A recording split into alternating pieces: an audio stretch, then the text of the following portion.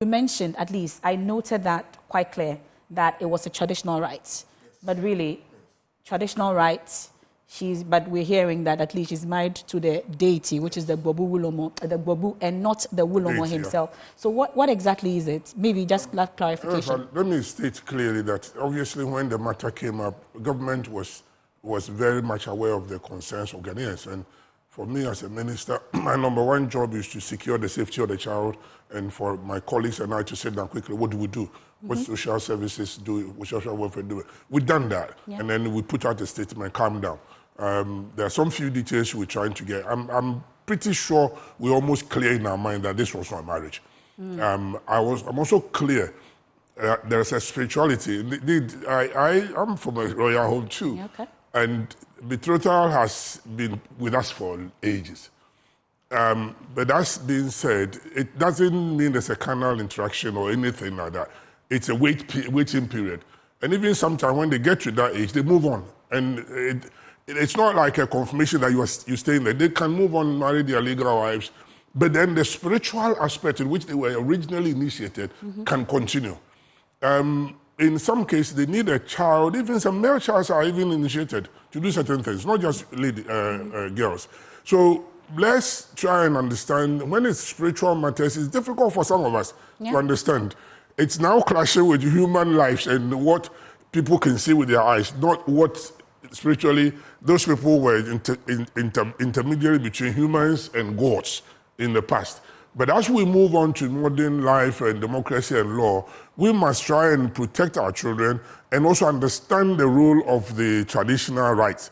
My role as the Minister for Chieftaincy is to engage my registrars. Indeed, when the matter came, I called my registrar. That's my number one call. They live in the community. And I said, you should have been aware of this and then advise them or even talk to them. So I've been going up and down with my regional registrar.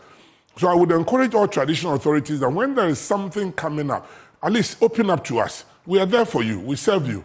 Then we can guide you. So that, for instance, the MCs who were taken up, we could have said, no, we can get somebody who can do a better job, who are family members. My information is that they were hired MCs. So they can embellish it. But if it wasn't endorsed, there's no way they well, sometimes they do things and then they regret saying it. But the registrars are there for them. There's a job for us to do. Then secondly, we also need to codify our traditional laws. We need to do that. And that's my job with the National House of Chiefs. Indeed, the president of the National House of Chiefs have come to my office and I've put the proposal to him that we should speed up on that matter. Because the tradition differ from one area to another. So sometimes it happens in the Nungua area, the English Alata may not even understand. Or it comes to mind, the dangers will not understand. But if we codify it and it's available for us to read, why not? We can all agree that, look, everybody has got their own way of life, but they can't cross this boundary. Okay. They can't cross the boundary. But that's the constitution we've all made for ourselves. So we must come under the constitution. Constitution is for our welfare, all of us.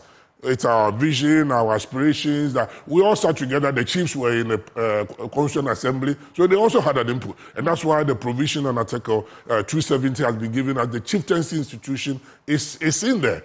And there's a law covering it. And there's a minister covering it. So the country recognizes the importance of our tradition. And we shouldn't lose sight of it. We can't just use modernity too much and then dilute our tradition. If you go to Japan, they have their tradition, but they know where they cannot cross. So yes, we're a modern society, but let's not bash our traditional authorities too much. If we don't understand, I would always be available. But at the point where we need to draw the line is when tradition infringes on the rights of persons that are involved. That one, there's a right in being infringed or somebody's being dehumanized as the consumer. We'll move in. And that's indeed, when it came initially, we were not sure. We moved in. And that's why we got the police in. I didn't sleep that night. I think on the Sunday night, we stayed up till 2 a.m. until they assured me that the child has been picked up. And then I said, but she wasn't hiding. I said, yeah, I know. I said, but from that, in fact, the police were invited. I've seen the invitation card. When they were invited, they were there. The question is, when they finished the program, where did the child go? And she went to a secure place with an elderly person. So she was available. But I was comfortable that she's been removed, and at least the concerns of Ghanaians have been allayed. The issue of she's pregnant or not had been ascertained is not true. And we understand that she performed a duty from age 6. So she's focused on that. But if you talk to the social welfare department, she's so focused on the job she's doing.